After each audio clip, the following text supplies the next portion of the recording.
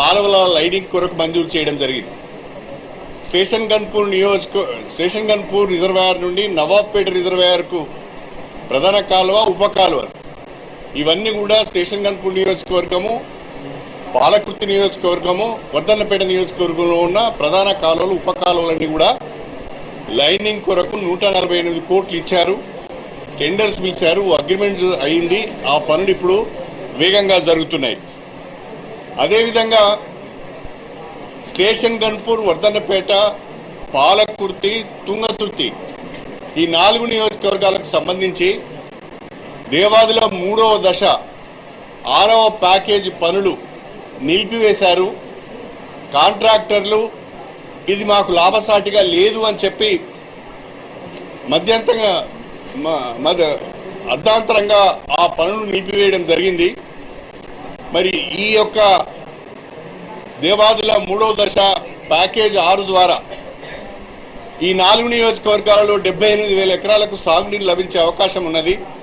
కాబట్టి దీన్ని మళ్ళీ రివైజ్డ్ ఎస్టిమేట్స్ చేయాలి.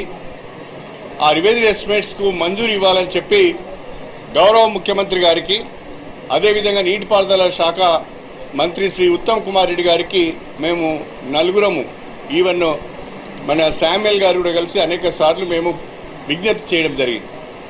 మా విజ్ఞప్తిని మన్నించిన రాష్ట్ర ప్రభుత్వం, ప్రత్యేకంగా ముఖ్యమంత్రి గారు, అదేవిధంగా నీటిపారుదల శాఖ మంత్రి గారు వాటిని ఆ కాలువల కొరకు రివైజ్డ్ ఎస్టిమేట్స్ తయారు చేయించి నిన్నటి కేబినెట్ సమావేశంలో మా 4 నియోజకవర్గాలకు ఉపయోగపడే 78,000 ఎకరాలకు సాగునీరు అందించే కాలువ పనులకు, ఉప కాలువల పనులకు 1,015 కోట్ల రూపాయలు ఆమోదం తెలపడం జరిగింది.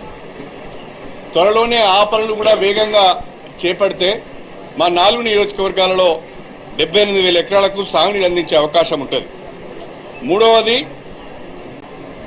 చీల్పూర్ మండలంలో ఉన్న గండిరామారం రిజర్వాయర్ నుండి కుడి కాలువ ద్వారా ఒక 5,000 ఎకరాలకు 8 గ్రామాలలో ఉన్న చెరువుల కుంటలు నింపుకోవడానికి 5,000 ఎకరాలకు నేరుగా సాగుని అందించడానికి అవకాశం ఉంటుందని వారికి నివేదిస్తే దానిని కూడా 29 కోట్ల రూపాయలు మంజూరు ఇచ్చారు. ఆ పనులు కూడా పూర్తయినాయి. ఇప్పుడు ఆ కాలువ ద్వారా సాగునీరు అందించే ప్రయత్నం చేస్తున్నాం. 4వది, వేలేరు మండలంలో, చిల్పూర్ మండలంలో కొన్ని గ్రామాలకు, ఎత్తైన గ్రామాలకు, ఎత్తు ప్రదేశంలో ఉన్న గ్రామాలకు సాగునీరు లభించడం లేదు. గండిరామారం నుంచి లిఫ్ట్ ఇరిగేషన్ స్కీమ్ కావాలని అంటే గత ప్రభుత్వమే 104 కోట్ల రూపాయలతోని మంజూరు ఇచ్చింది. కానీ పనులు పూర్తి కాలేదు.